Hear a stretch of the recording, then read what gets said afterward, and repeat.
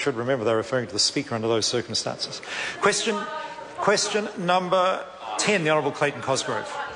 Mr Speaker, my question is to the Minister of State-Owned Enterprises and asks, does he stand by his answer to oral question number 10 on 1 August 2012 regarding asset sales and water rights that, quote, it is not to say that it is not expected?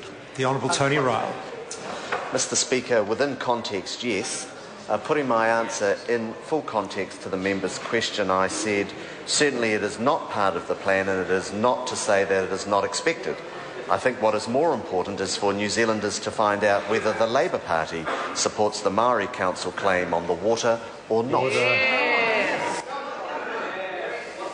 That wasn't actually necessary to answer that question. The Honourable Clayton Cosgrove. To the Minister. Given that the Prime Minister has stated that, quote, the government recognises that Maori have always had rights and interests in water, unquote, why were these rights and interests not negotiated before the sale proceeds were booked by his government last year, before the legislation was rushed through the House in June, and well in advance of the proposed float of Mighty River Power planned by his government for the third quarter of this year? The Honourable Tony Ryle. Because it is the government's view that the sale of a minority stake in these state-owned enterprises does not interfere with the rights and interests of Maori. This should be seen within a wider plan that the government has to help control debt in the New Zealand economy.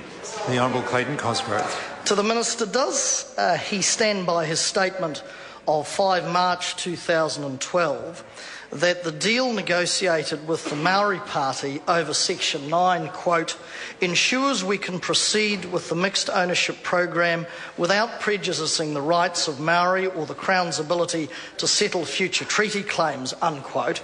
If so, in light of the Waitangi Tribunal's finding, will he now admit that, one, he was wrong, and two, that the Section 9 deal with the Maori Party is now worthless?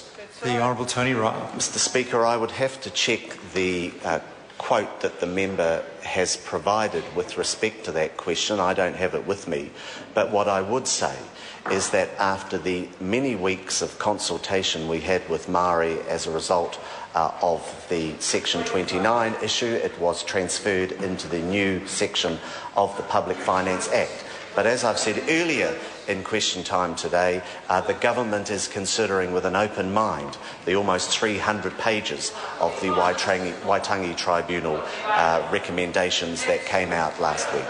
The Honourable Clayton Cosgrove.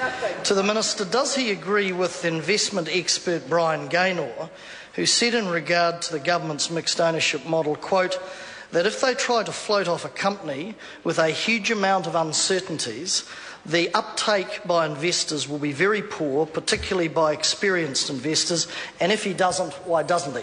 The Honourable Tony Ryle. Mr Speaker, quite clearly these companies are going to be owned 85 to 90% by New Zealanders once floated, if that's the government's decision. And of course New Zealanders fully understand how the treaty process works, the treaty negotiation process works, and the interests and rights of Maori with respect to that. The Honourable Clayton Cosgrove. Given that last week his colleague Bill English, on his behalf, stated that, quote, we have been working with Maori over water rights and interests for 3 years, unquote, does he as Minister take any responsibility for the last-minute decision-making and uncertainty around the asset sales program, given that it was all planned for according to him and his government? If not, why not? The Honourable Tony Ryle. Mr Speaker, there has not been last-minute decision-making by the government. We have a path that we have been following, and we've identified that there would be a number of challenges along the way. We're currently considering the almost 300 pages of the Waitangi Tribunal, and the Prime Minister indicated yesterday a likely timeline for that consideration. Question number 11, Jackie Dean.